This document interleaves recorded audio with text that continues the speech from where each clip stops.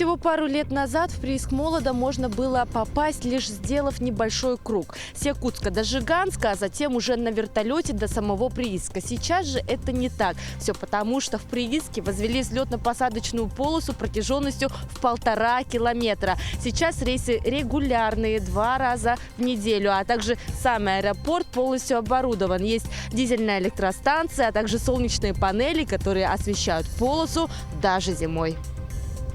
Посреди тайги в поселке Молода создана вся необходимая для добычи алмазов инфраструктура. Рассыпное месторождение прииска Молода тянется многие километры вдоль одноименной реки. Каждый новоприбывший проходит тщательный досмотр, выдача спецоборудования, инструктаж, и можно расположиться в общежитиях. Вахтовики живут вот в таких нескольких общежитиях, в комнатах по 2 или по 4 человека.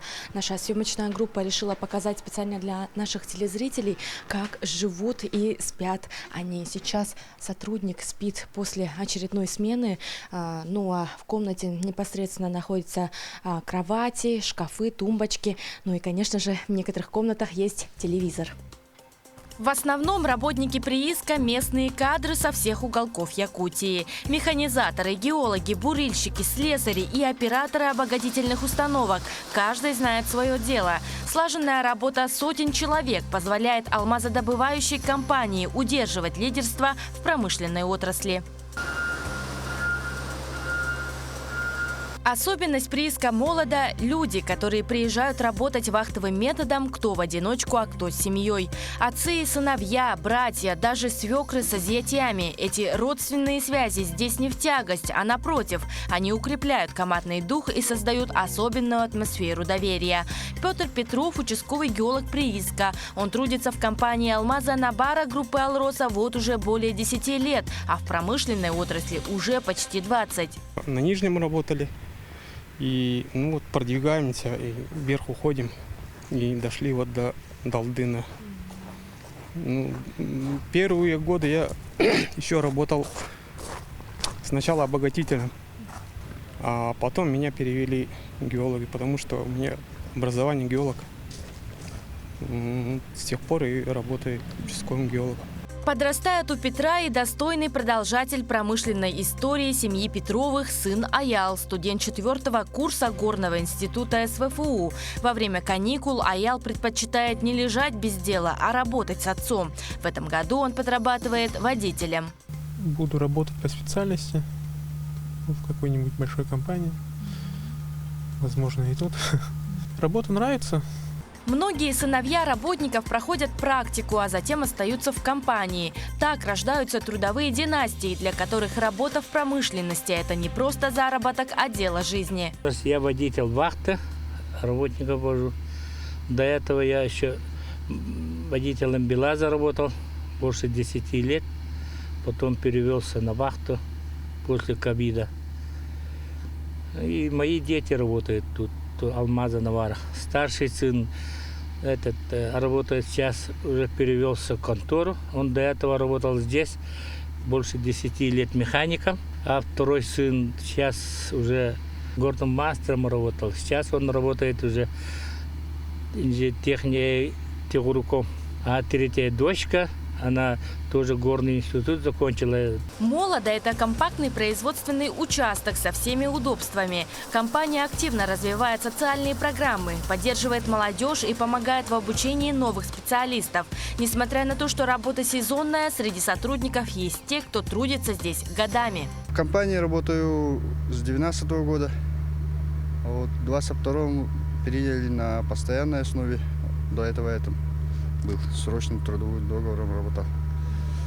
Ну, профессия ну, я до этого еще электриком работал, поэтому стаж был. А профессия привлекает, ну, все время что-то новое, технологии новые. Думать головой много надо. Не просто так черная работа, типа. Много этих сложных проблем, которые решаешь. Это мне нравится. Интересная работа. Ну, родом с Мегино-Кангаласского Улуса, село Майя. А живу в Якутске. Работа хорошая, интересная работа. Ну, то, что я могу, моя профессия. Я кузнец по жизни, кузнец ручной ковки был. И это меня привлекло. Что здесь, оказывается, можно ковкой заниматься, железом. Геологическое управление Алмаза-Анабара проводит большую работу по поискам и разведке участка верховья Молода, где есть перспективы на выделение промышленной россыпи. Это участок от устья реки Далдын до верховьев реки Молода, протяженность которого составляет сотни километров.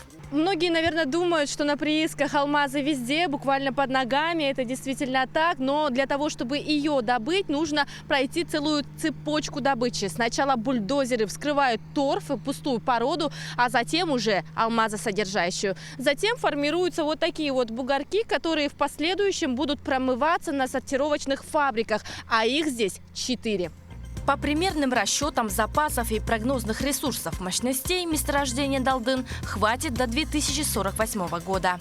Весь процесс полностью слажен. Сортировочная установка распределяет исходный песок. Маленькие отправляются в одну емкость, а большие в другую. И такой процесс работы за месяц 300 тысяч кубических метров. У нас на фабрике работает 21 человек. Это на 2 смены работаем без остановки. Обогащение песков разделяется на несколько этапов. Это промывка исходных песков на СБР-бочке, потом идет на обесшламливание и дезинтеграция. А дальше идут на РЛС, рентгенолюминесцентный сепаратор проходит, и на ТСС. И есть также у нас попутное золото. Добываем попутное золото через шлюз. За сезон перерабатывается 1 250 000 кубов песка. Сотрудники планируют выполнить все планы по добыче и обогащению, а также наращивать свои мощности.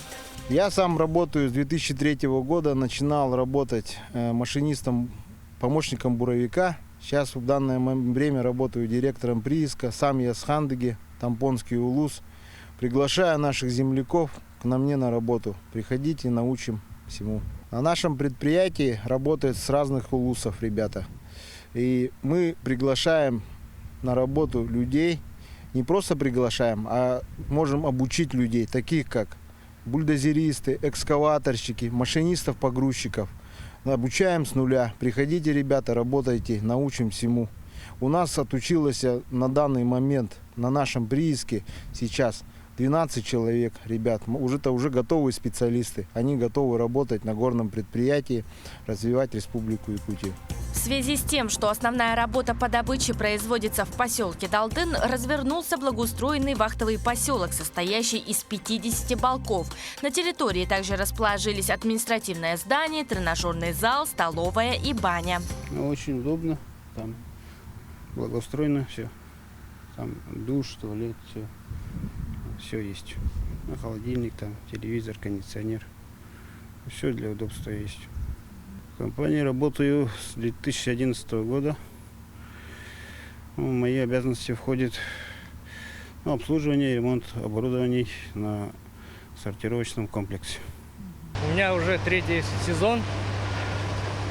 Работа очень мне нравится. Коллектив, условия тоже очень нравится. Природа. В свободное время зал есть. В зал ходим по вечерам. Иногда концерты бывают. Соревнования по волейболу, по футболу, по теннису. Всего же на месторождениях Молода и Далдын трудятся почти 500 человек. Дорога и мост позволяют оперативно перемещаться между двумя поселками. В горнодобывающей отрасли без техники никуда. Компания регулярно закупает новую специализированную технику. Вот, например, ДСТ «Урал» российского производства. Он с апреля месяца проходит испытания. Ну а машинисты в настоящее время ездят на вот таком вот японском Камацу, который уже показал все свои способности. Камацу японская, 155-й, более мощный, производительный, можно сказать, и качественный. А ДСТ «Урал» у нас в этом году с апреля месяца работает на испытания. Ну, в данное время неплохо показывает себя.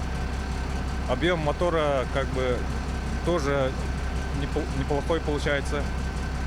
Ну, отличие с тем, что 155-й Камацу, там модуля нету коробки передач. Вместе коробки передач там гидростатический гидронасос стоит. Через гидронасос работает. Всего же на горных участках работает порядка 25 единиц тяжелой техники – самосвалы, погрузчики и бульдозеры. В целом непосредственно новый парк техники обновляется каждый год. Вот в данный момент времени в этом году пришли, получается, экскаватор у нас пришел, погрузчик пришел, ДСТ «Урал» пришел и два новых БелАЗа 75-473. Это грузоподъемностью 40 тонн. Я пришел в компанию в 2022 году, 4 августа. Вот у меня, получается, в этом году было 5 лет, как я уже в компании работаю «Алмаза Набара». Город Краснодар. Это рядом с Черным морем. Ну, честно сказать, холодно у вас. У нас 8 месяцев тепла и 4 месяца там не погодится. А у вас, наоборот, 8 месяцев холода и 4 месяца такой погоды. Ну, как бы нормально. Машинист бульдозера – работа непростая. Терпение и труд все перетрут. Именно так считает Степан Тимофеев. Он родом из Талкинского района. На предприятии трудится более 10 лет. В компанию пришел самостоятельно и целенаправленно. Мне сам хотелось работать бульдозеристом. И именно этой компании я понравился. Коллектив там нравится и условия труда. По сравнению с другими компаниями, это «Алмаз Набара» лучше, по-моему. В компании трудятся как молодые специалисты, так и те, кто отдал большую часть жизни промышленной отрасли. Среди них Николай Семенов, родом из Мегино-Кангаласского района. Совсем скоро ему исполнится 68 лет. БелАЗе я начал в 1979 году в Нижнем Куранахе. Ну, это время Нижний Куранах считался кузницей молодых местных кадров. Туда на БелАЗ набирали УСПУТУ-1, там Тарас Гаврилович Десяткин такой был, вы знаете, наверное. Он создал, чтобы местные кадры оставались в промышленности.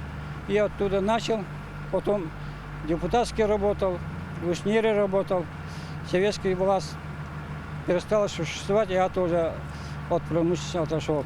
Подумал, а что, я раньше в БелАЗе работал, что не ехать «Алмаза Набара» строиться. В это время мне уже 55 лет было.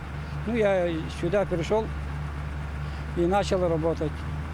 И сейчас не жалею, что я здесь работаю. И в последнее время молодые ребята приходят и работают.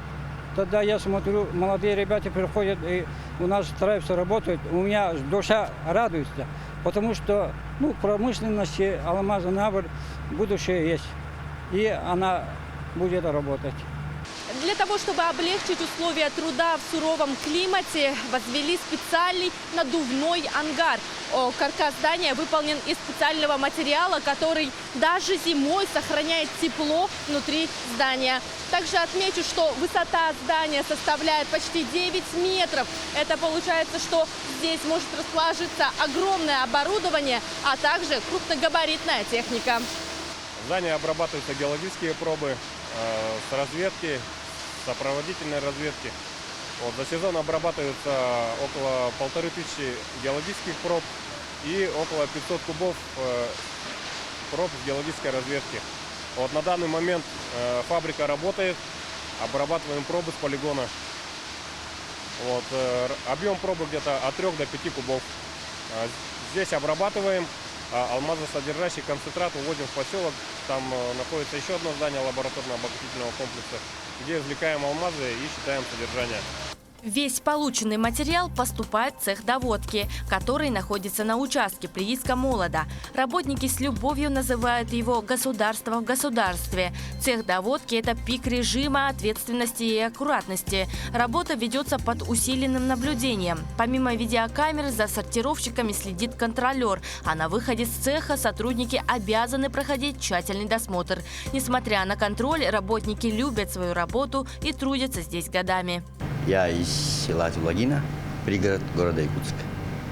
Здесь В этом участке я работаю 2-й год, а так в Алмазах Анабара я уже более 10 лет. Дело в том, что я раньше работал в гранильном заводе, поэтому как бы устраиваться на работу в Алмазах Анабара, там был выбор. Либо сортировщиком, либо доводчиком, ну и так далее. Ну и как бы я работал обдирщиком, ближе к алмазам, и я выбрал именно сортировщиком. Было легче. Условия очень хорошие, можно сказать, как у нас там в деревне говорят, попадаем в коммунизм. То есть каждый работает, ну, каждому по потребностям, каждому по способностям. То есть, ну, работа есть, жить есть где, кормят, поят, ну и отдых соответственно. В среднем через цех проходит около 20 кубов концентрата. В этом сезоне у работников стоит план в более чем 2 миллиона карат. Однако они планируют выполнить план с небольшим плюсом. По качеству камней прииски молода, значит, сразу говорю, что здесь довольно очень хорошего качества камни. Вот. И недавно, не далее, как неделю назад, был пойман крупный алмаз весом 68-85 карат. Но сейчас он уехал удачно на обработку, дальнейшую оценку. Ну, особо вот такие уникальные камни, ну, практически, если брать класс плюс 10,8, то ежедневно. Если плюс 10,8. А особо уникальные, то есть крупные алмазы. Но крупные алмазы на молодо попадают раз в сезон. Я устроился в Алмаза Анабара в 2008 году. Тогда еще требовал, как наладчик рылась. Наладчик водяненно-люминесцентных сепараторов. В 2013 году руководство компании посчитало, что я готов быть начальником цеха доводки, направило в 2014 году сюда на прииск молода для постройки данного цеха. В 2014 году мы его построили и уже 5 июня дали первый карат. Сам я родом из Кобяйского улуса, поселок Себян-Кель. Там же закончил Себян-Кельскую среднюю школу имени Платона Ломуцкого. Компанией экологии уделяется особое внимание. Весь твердый коммунальный отход собирается и перерабатывается на специальном оборудовании. Это позволяет избежать появления свалок и снижает нагрузку на действующие полигоны. Сзади меня находится инсинератор утилизации бытового мусора производительностью 150 кг в час, называется Хурикан 150. Мы утилизируем резинотехнические изделия, техжидкостя и твердые коммунальные отходы. Я сразу после учебы свое резюме, не задумываясь, дал Алмаз Анабара. Они сразу в течение недели позвонили, пригласили меня. Я с радостью прилетел на вахту, видел, что здесь, меня сначала привлекла зарплата. Потом, как приехав, посмотрел на условия труда, коллектив, и мне все понравилось. Я остался трудиться. До этого у меня отец здесь работал поваром. Я по ему примеру пришел работать на эту компанию. Понятие трудоустройства на севере ассоциируется с выполнением обязанностей в сложных условиях работы на вахте вдали от близких. Среди распространенных мнений лидирует следующее. Работать в отдаленных местах могут лишь мужчины. Но это далеко не так. Работа в этой местности есть и для женщин. Я работаю в прииске с лета, с июня 2023 года. В мои обязанности входят предрейсовые и послерейсовые осмотры, а также профилактический осмотр 1 раз в месяц всех работников прииска. И 1 раз в квартал проводим обучение по первой помощи. И принимаем больных, конечно. Имею 5 детей, 7 внуков и работаю поваром в первой смене. Тут 2 смены. Первая смена работает с 6 до 6 вечера, а ночная уже с 6 до 6 утра. Работаю 2-й месяц. Раньше я работала пекарем, но и Сама у себя свои хобби тоже есть. По шитью там тоже работала в ателье.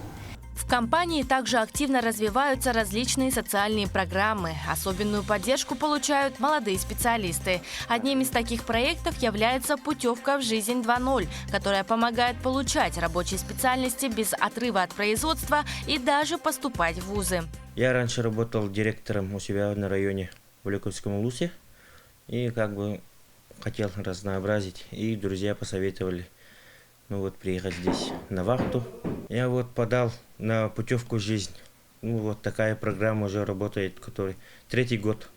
И до 27-го года примерно так работает. И я подал анкету.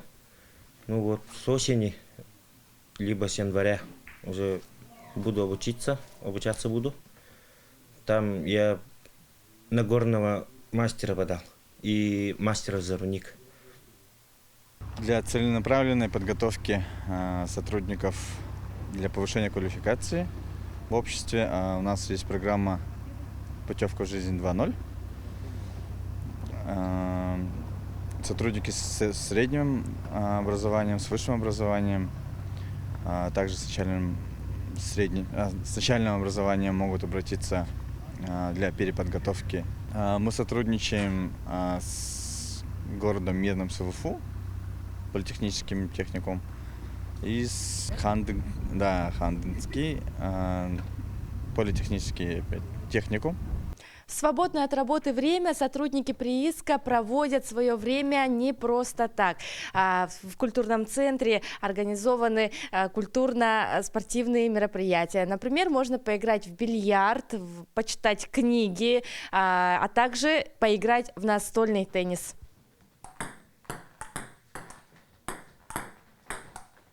В нашем участке проводятся всякие спортивные соревнования. И из них самый летом год один раз проводится по национальным видам спорта. Это местные игры Дыгана, Молда Батура. В этом соревновании я участвую уже 4 раза участвовал. В 2021 году занял 2-е место, в 2023 5-е, в 2024 2-е. И в этом году удалось выиграть. Каждый день выходим на поле и играем в футбол, волейбол. Я думал, поначалу, честно говоря, я думал, что вахта – это такое место, где очень скучно и тянет домой. Но приехав сюда, посмотрел, что здесь все есть. Хорошее питание, есть баня, душ, тренажерный зал. И, в принципе, для отдыха тоже. Спортивные мероприятия, есть библиотека, бильярд, теннис, все, что надо человеку. Компания «Алмаза Анабара» придерживается общей политики Алроса по поддержке работников. Именно такой подход и слаженная работа крепкого коллектива помогает алмазам Анабара группы Алроса удерживать лидерство в промышленной отрасли. Ведь самые ценные алмазы в Алроса – люди. К отъезду нашей съемочной бригады из прииска вновь прилетел самолет. На прииск прибыли вахтовики, которые будут работать очередной сезон.